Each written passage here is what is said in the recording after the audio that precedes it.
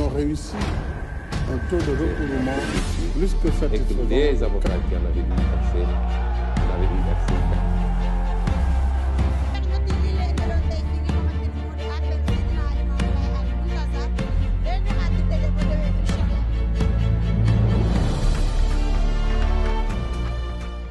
Merci, Monsieur le secrétaire permanent, Monsieur le président du conseil d'administration, Monsieur le directeur général de Taïsir Finance SA, Mesdames, Messieurs, chers collaborateurs, chers invités, c'est avec un grand plaisir que je me tiens devant vous aujourd'hui pour célébrer une étape importante dans le développement de la microfinance islamique au Sénégal. Au nom du PROMIS, je suis ravi de vous présenter la convention de financement d'un montant d'1 milliard entre le PROMIS et Taïsir Finance SA. En effet, faut-il le rappeler, Taïsir Finance SA est la première institution financière sénégalaise à avoir reçu un agrément pour la microfinance islamique dans l'espace UEMOA. Cette convention est une étape majeure pour notre programme dans le cadre de son soutien aux institutions financières locales et nous permet, à n'en point douter, de renforcer notre mission de promotion d'une microfinance accessible et durable pour chacun. Le financement du PROMIS à Taïsir Finance SA s'inscrit dans le cadre de la ligne Moudaraba, qui est une formule de financement basée sur les principes de partage des bénéfices et des pertes. Cette formule renforce la rigueur et l'équité, valeurs essentielles de la microfinance islamique. La signature de cette convention avec Taïsir Finance est donc une preuve tangible de l'engagement du PROMIS dans la promotion de la microfinance islamique au Sénégal.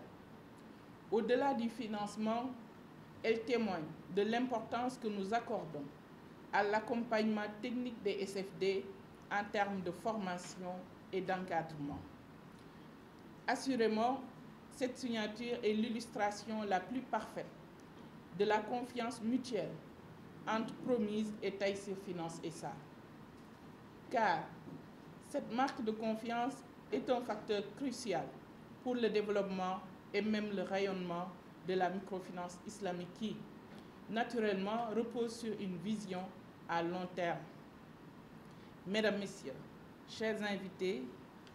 l'esprit et la lettre de ce protocole d'accord s'inscrivent en droite ligne de la politique publique de son Excellence M. Macky Sall, président de la République,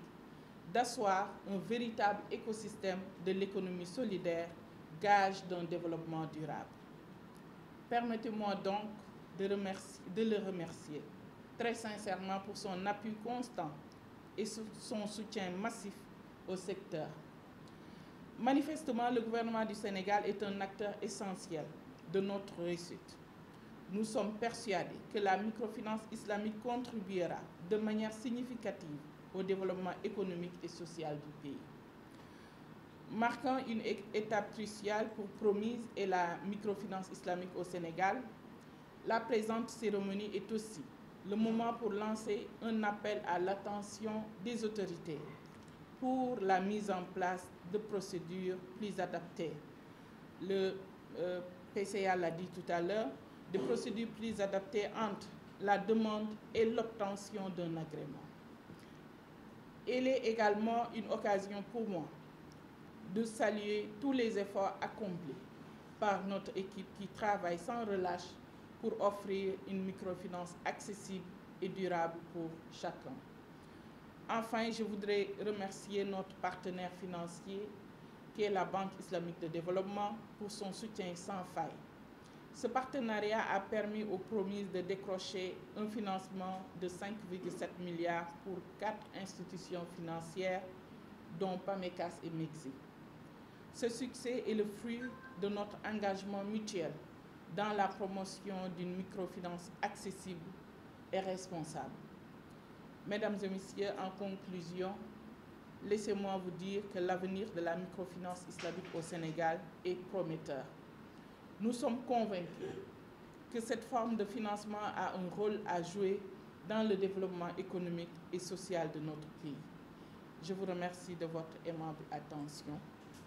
ñu tënk tuuti ci olof di nuyu di gërëm di sant ñëpp ci seen teewaay waaye jiital ci nuyoo bi le président du conseil d'administration de Taysir, nuyu également ak gërëm le directeur général ak l'ensemble de ses collaborateurs ñi nga xam ni ñoo ñëw ci turu Taysir fekk ci équipe bu Promise bi nga xamante ni moom la jiite. ñi ngi gërëm ñëpp di wax ni tey convention daan nañu signé convention yooyu yëpp nekk yu am solo ci dundinu programme bi mu nekk lu am solo ci askanu Sénégal waaye convention bi dafa am benn mandarga bu am solo bu mu am mooy que ni dañu nekk di xaatim ak institution maanaam këru joxalante xaalis boo xamante ni dafay yëngu ci loo xamante ni lépp ci microfinance islamique la maanaam ci ñun li nga xamante ni moo ñu tax a jóg. kon nag loolu moo tax tey ñu woote non seulement wan ko askan bi wan ko suñuy partenaire waaye wan ko gouvernement du Sénégal ak acteurs yi nga xamante ni ñoo yëngu ci microfinance islamique yépp que ni promotion bi nga xamante ni moom nañuy def pour gën a yaatal microfinance islamique ci Sénégal du nekkul ay waxi kese non seulement gouvernement Sénégal mi ngi def ay jéego pour loolu mais mi ngi encourager institution yi nga xamante ni dañoo jóg ngir loolu convention bi nag lu am solo la ci li nga xamante ni mooy jëfin bi waaye également ci mbiru koppar ndax 1 milliard la boo xamante ni dañ ko signé ak Taysir pour que produit bii ñu tuddee Mudaraba nga xamante ni solo sim am mooy lépp luñ ci am ci bénéfice wala ci perte dañ koy bokkandoo mais également dafa nekk loo xamante ni ci mbiru taxawaay bu dëgër ak mbiru li ñuy tuddee équité te nga xamante ni dafa ñor lool président Macky Sall ndax fu muy waxee dinay wax équité globalement mais également équité territoriale équité ci mbirum séddaleeg lépp kon produit boobu dafa am particularité yooyu nga xamante ni moom laa tënk léegi leneen li mooy ñu gërëm ñëpp suñu partenaires yëpp suñu programme bi dafa bokk ci li nga xamante ni mooy programme boo xam ni dañ ko tënk ci 5 milliards ñu signé ci ak yeneeni partenaires yu mel ni MEGSI yu mel ni PAMECAS donc dafa nekk lu am solo waaye bii yoon dañ ko signé ak ñi nga xamante ni li ñuy yëngu bokkul amul lenn lu ci rax lu dul microfinance islamique donc loolu mooy solo si leneen li mooy ñu lancer appel rek acteurs yëpp waaye lancer appel gouvernement du Sénégal ak ñi nga xamante ni ñoo yor procédure yi nga xam ni mooy tax SFD yi am li leen di may ñu pratiquer finance islamique ñu jàppale ñu ci procédure ñu gën ko mën a gaawal ndax nag bailleurs yi ñi ngi fi pour accompagner partenaires yi ñi ngi fi pour accompagner mais su agrément yi yéexee rek dina tax li ñu mënoon kattan gi ñu war a mën a am pour absorber ay financement dina ko ralentir dina ko yéexal kon ñu ngi ñaan bu baax a baax organes yi yor yooyu te ñu nekk diggante ministère des finances ak BCEAO ñu gën ñu jàppale ñi ñuy jàppale naam bu baax a baax ñi ñuy accompagner ndax nag Promise yamul rek ci financer SFD yi daf leen di accompagner pour que procédure yooyu ñuy def pour am agrément ñu jàppale leen ci ndax dañoo am cabinet boo xamante ni dañ ko jël uniquement pour ça te loolu dañ ciy gërëm bu baax suñu partenaire bi ñu tudd Banque islamique de développement nga xamante ni moom ak gouvernement du Sénégal ñoo seq programme bi donc ñi ngi gërëm ñëpp di leen sant di wax ni lii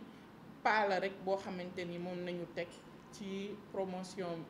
finance islamique yeneen ak yeneen amoon na fi